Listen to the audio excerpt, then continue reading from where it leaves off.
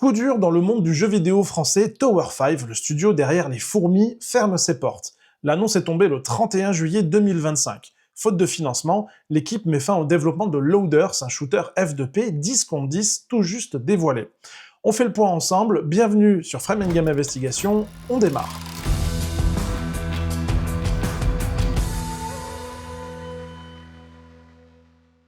Tower 5 ferme faute de financement suffisant, et donc Loaders, leur nouveau jeu qui était en cours de développement, est stoppé.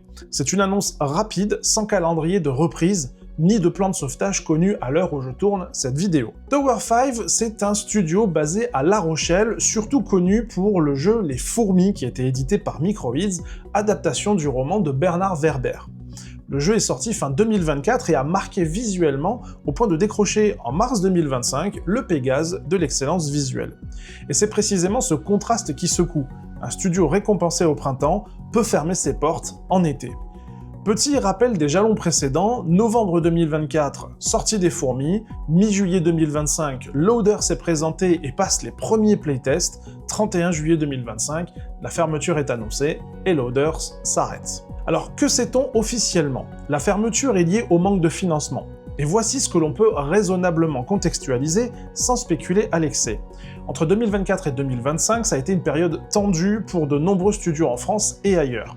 Les cycles de développement s'allongent, les coûts montent et les financements, qu'ils viennent d'éditeurs, d'aides publiques ou d'investisseurs, ne suivent pas toujours le rythme. Quand un nouveau projet ne trouve pas son tour de table, la trésorerie se fragilise vite, surtout entre deux projets. Ici, je m'en tiens juste aux faits, la cause annoncée, c'est donc un problème de financement. Pour le pourquoi détaillé, on en reparlera très vite dans une enquête à venir sur la crise dans les studios de jeux vidéo français. Côté joueur, la conséquence directe, c'est que Loaders ne sortira donc jamais. Le titre visait des matchs en 10 contre 10 avec une approche F2P compétitive. Les premières images et le pitch laissaient entrevoir un gameplay accessible mais exigeant, taillé pour le multijoueur en équipe. En ce qui concerne les fourmis, rien ne change pour les possesseurs du jeu, il reste évidemment disponible chez l'éditeur, et la question c'est plutôt l'avenir de l'équipe et des talents qui ont bossé sur ces deux jeux. Au moment où j'enregistre, il n'y a pas d'annonce publique détaillant des reprises de poste ou un plan de reclassement.